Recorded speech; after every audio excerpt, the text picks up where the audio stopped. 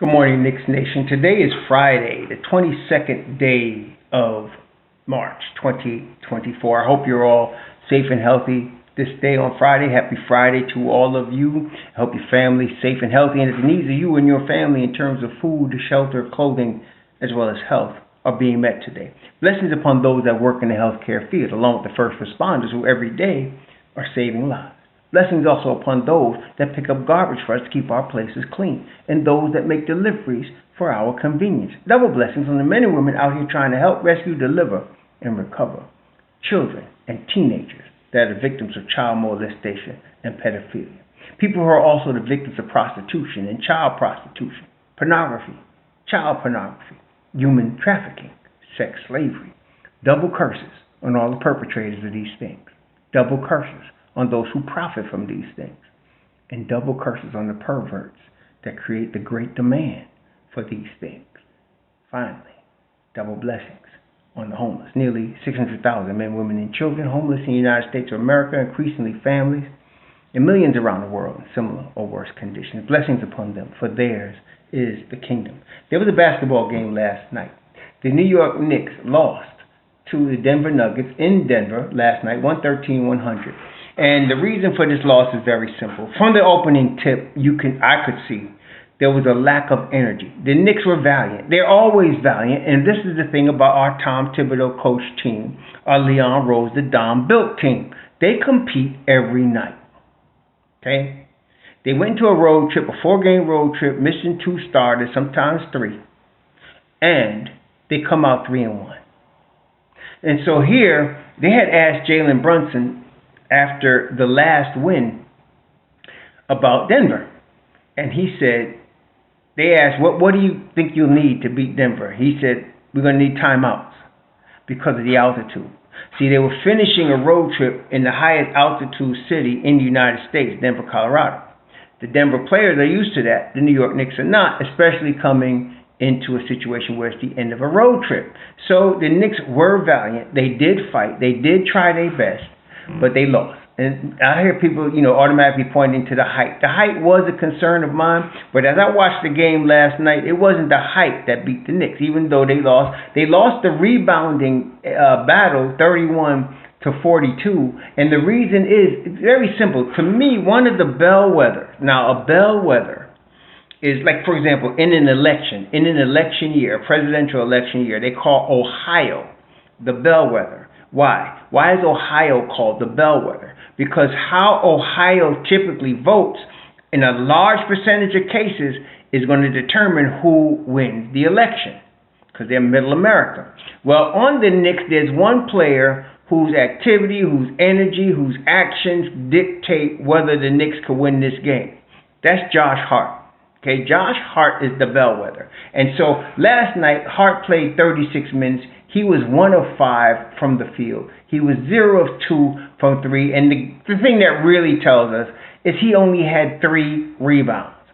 That is not Josh Hart. And it ain't got nothing to do with his height, because he has been 6'4" the whole time he's in the league, and we have seen him get 17, 18, 19 rebounds in the game, and it ain't got nothing to do with how tall the opposition is. It has to do with his energy. And they were all lacking energy last night. Even Deuce McBride. Deuce McBride scored 11 points. He was 4 of 9 from the field, 1 of 5 from 3, and he guarded the heck out of Jamal Murray, who was 9 of 20 from the field, 1 of 2 from the 3-point line. And that it was a tough assignment. But even in that, if you're watching the game, you can see he was a little half a step slower. Is the energy level. The energy level was low last night. And so I got to give props to the bums, because Bodega 44 bum, he was +7, 1 of 5 from the field. But Burks bum, I got to give him, he scored 18, but it wasn't the 18 points he scored, although it was good to see him finally hit some shots. It was the defense. The whole bench was, basically Achua was -2. He played the most minutes, but you're talking about Achua, Bogdanovich, Burks, and then they gave 8 minutes to Sims, which was not rotation minutes. Sims was +10, but they are, Bodega was +7, Burks was +4. Bodega bum had 3, Burks had 18. Look, especially Burks. I was observing Burks playing real New York style defense last night. That was the big thing. He was playing New York style defense last night. And I got to give him props for that. Of course, it wasn't enough to help us win because, like I said, aside from Burks, really, he was the only one that had energy. Everybody else was dragging. Everybody else. Step slow all over the floor. And that's what caused them to allow guys like Michael Porter Jr., for example. Michael Porter Jr. beat Dante down the floor and got layups a few times. Dante don't allow that. So for that to be happening, and Dante was getting beat off the dribble, and it wasn't that Dante can't play defense. It was the energy level. Okay, it just wasn't there last night. And so that was a game they were going to lose. It was going to be tough, even though they had beat Denver 3 times in a row. And the last game they beat Denver, no Mitch Robb, no Hartenstein by 38. Denver was at the end of a road trip, but we did have OG and Juju, and we did have Quentin Grimes who scored 19 in that game. So that was a difference in that game. So, okay, last night was a loss. We move forward, okay? I think we have discovered something, though. Well, y'all know I knew all for a while, but I think Tom Thibodeau is going to use Deuce McBride a lot more. Deuce, even in the weakened state of the Knicks, he played 44 minutes last night. And he was guarding Jamal Murray most of the night, okay? And I could tell he was fatigued. Being at the altitude, being that he'd been playing 40 minutes plus, but he still, as I mentioned, did a bang-up job on a very tough offensive player in Jamal Murray. Very tough offensive player is Jamal Murray. So it was difficult for the whole team, but I think going forward we're going to see more Deuce. And the good news, of course, we should know, Mitchell Robinson is probably going to be back between one of the next 2 games. He's going to probably be back. Either he's going to be back against Brooklyn, the Knicks come back home, either he's going to be back against Brooklyn, or he's going to be back the following game. They got a game, I think it's Saturday night against Brooklyn. Let me just look at the schedule, I'm pretty sure. Yep, Brooklyn, Saturday afternoon, 1 o'clock, and then Monday against Detroit at 7:30. So as of today, the Knicks are a half game behind Orlando, because Orlando won last night in Orlando against the Pelicans. So the Knicks are a half game behind Orlando for the 4th seed. They are now the 5th seed officially, but I'm not worried about that because, like I said, Mitch Robb is going to return. Coming into the weekend now, the Knicks fly back. They flew back probably early this morning from Denver. They're going to probably have a rest day today, and then they'll kick it off against Brooklyn at 1 o'clock on Saturday. I won't see that game. I'll see the replay later. But the thing is, I'm excited about going forward. So I like Hart to get his rest, Dante get his rest, Deuce get his rest, and let's go forward. Now, you bring Mitch Robb back in the fold. Again, you can have Mitch Robb, Precious, and probably you're going to have the 2 bums. Probably the 2 bums. But Mitch Robb is going to help the bums because of his defense. Okay? Now, once you get Mitch Robb back, then we'll be looking for OG, probably by the Detroit game on Monday. So you're talking about OG, you're talking about Mitch Robb, and Monday is the games at 7:30. So basically they play Saturday early, at Madison Square Garden. And then they're going to have the rest of Saturday and Sunday and then all Monday, and they'll recover. And Detroit may have a problem. In fact, the whole NBA may have a problem. So I'm looking forward to that. And a guy like, this is the thing about the character of the team. This is why culture is so important. The character of the team is such that even though they were shorthanded, even though they're playing the 4th game on the road in Mile High, at the Mile High City, okay? With all that, they're not going to tell you that's why they lost.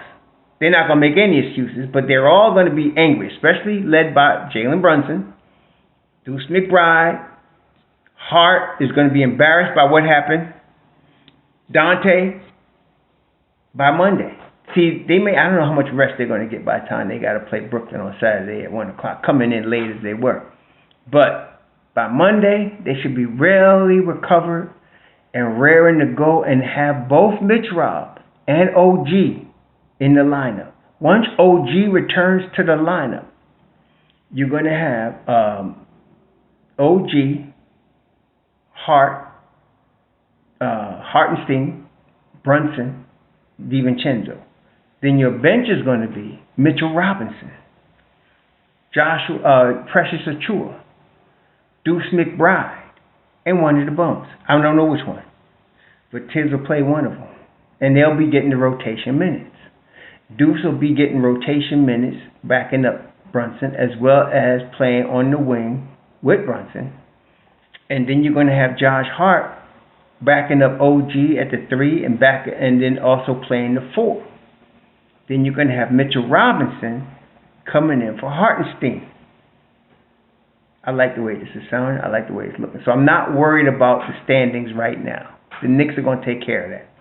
I'm a little concerned about the Brooklyn game because I'm not sure they're going to have time to really recover from Denver. Because last night in Denver, the game started at 9, which is 6 o'clock our time, ended like 11 something. So they'll do this. They'll fly out like 1 in the morning, 1:30 in the morning, and get back to New York. It'll be like 11:30. Then they'll sleep, rest, and Tom will probably have either a light practice or no practice today, probably a light, maybe a walkthrough, and then a walkthrough tomorrow morning, and then they'll have a 1 o'clock game. So they don't have a lot of time to recover from last night's game. The schedule is a little bit awkward for them in this regard. I still think, though, they got enough to beat Brooklyn on Saturday afternoon. And I still think Detroit's going to have a problem come Monday. So then you have Brooklyn, Detroit, Toronto, San Antonio. I'm not saying this is a cakewalk. This is the league. But I like our chances with our guys coming back. And, of course, Julius Randle, I'm expecting him to be back at least by either Toronto or San Antonio. At San Antonio or at Toronto, the Wednesday or Friday of next week. Okay? So, and I'm actually going to be in Canada next weekend. Well, I'm actually there for a funeral, but I'll be there next weekend. So I won't be at the game, but I'll hopefully be able to catch it on TV either Saturday or Friday, Wednesday. No, I'm sorry. Wednesday 27th, I'll be here. I'll be in Montreal on Friday 29th. You'll see how the game will already be over. But anyway, I'm looking forward to this week. I'm looking forward to catching our guys back now. We came off this road trip, y'all, 3-1. I don't want to hear no whining from nobody coming to my channel whining about the Knicks. 3-1 on this road trip. 3-1. Okay? The road trip, they beat Portland, Sacramento, and Golden State at their places. Okay? Then they just lost to Denver, and they lost by 13. We beat Denver by 38. We beat Denver 3 times this year. I'm not worried about Denver. In fact, I'm not worried about nobody. The Knicks could beat anybody in the league.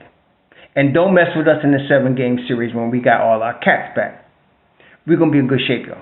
Okay? And so I'm really looking forward, though, to seeing that. Because last night we got a glimpse of it with that second unit, the defense. And I liked Tom Thibodeau's strategy last night. They were really looking to double from the weak side, from the blind side, double the Joker. It would have worked if they had the energy.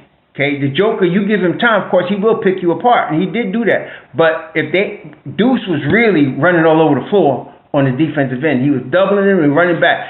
And that was working in the other 3 games. Okay, it was. They were doing that, doubling from the weak side, DiVincenzo, Deuce. They were killing people from that. I think they're going to continue to do that. It's almost like a gang tackle situation. They're ganging up every place somebody get the ball. I like that. So I'm looking forward to continue seeing that. The second unit was showing it. That's what Burks really impressed me. It wasn't the 18 points. He was doing the weak side help. He was really rolling over. He was in the mix under the basket, getting loose balls. That's what I want to see from the Bums. And Burks showed it last night. So going forward, that I can expect that same strategy. But now you're including Precious with Mitch Rob. Yeah, I think this is going to be all right. And don't let OG come back and start. Yeah, we're going to be all right, y'all. Don't whine. I don't want to hear nothing. Tibbs should have played taller guys. I'm not trying to hear that today. Okay? That wasn't why we lost. We lost because we had no energy. And we had no energy. We were in Denver, Mile High City, on the 4th night of a road trip. That's what happens. It's the league. Happens to everybody. It happened to Denver when he lost us by 38. Like I said, happens to everybody. But now we're going back to New York, and we're going to get our guys back, and we're going to be all right. Y'all enjoy your Friday.